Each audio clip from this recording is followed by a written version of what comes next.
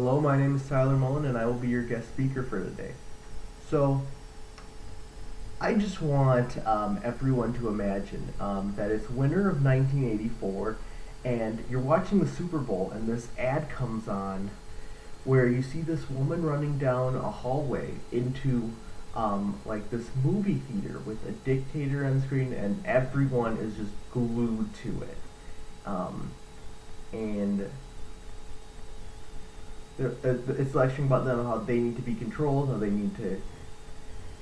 And she throws the hammer through the screen, and an Apple logo comes on, and it says, "Let's hope 1984 isn't like 1984."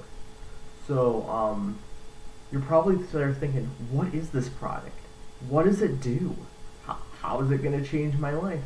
Well, in order to look at that, we need to go back to 1979, where Steve Jobs is at a Xerox research facility, and he sees this computer there that where instead of using the traditional just typed interface where you type the commands in order to do it, it has pictures, and you click on different icons, and he is just fascinated by this. He thinks this is what's going to make computers into a household appliance. And so he basically wants to get this done by Apple immediately because he sees it as this really big deal. Um, so when they do when they try to figure out how much it's going to cost, it comes out to $100,000. Yeah, something needed to change.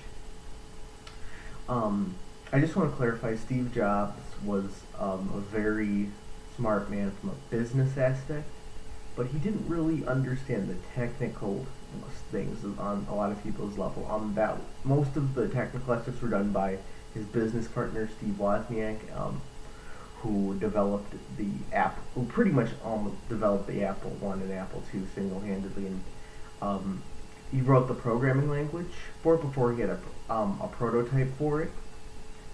So, unfortunately, Steve Jobs ends up getting a lot of the credit for that. But anyway, uh,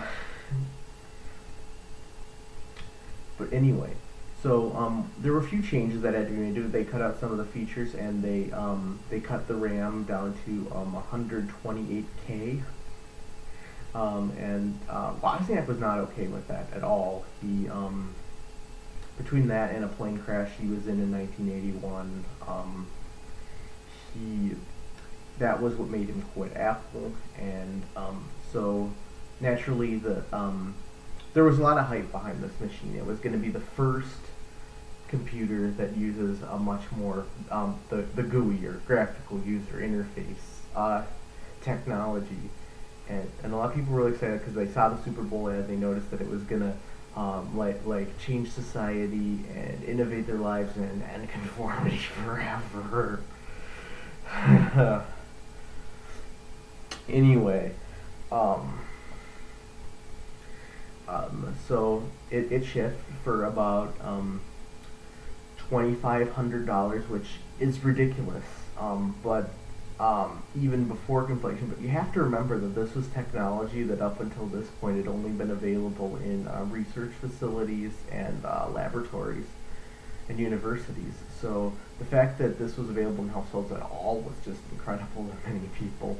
And so a lot of businesses shipped with the concept of rent-a-Mac because they knew a lot of people wouldn't be comfortable with the GUI at first because it's not something they ever had access to, and especially with the mouse. The Macintosh was one of the first computers to use a mouse, and so they knew a lot of people just wouldn't be used to it, so they let people rent Macs for about 2 weeks to a month in order to see how they felt about it. And a lot of people really did like it, but retailers didn't, because by the time they got them back, they ended up being in a more unusable state.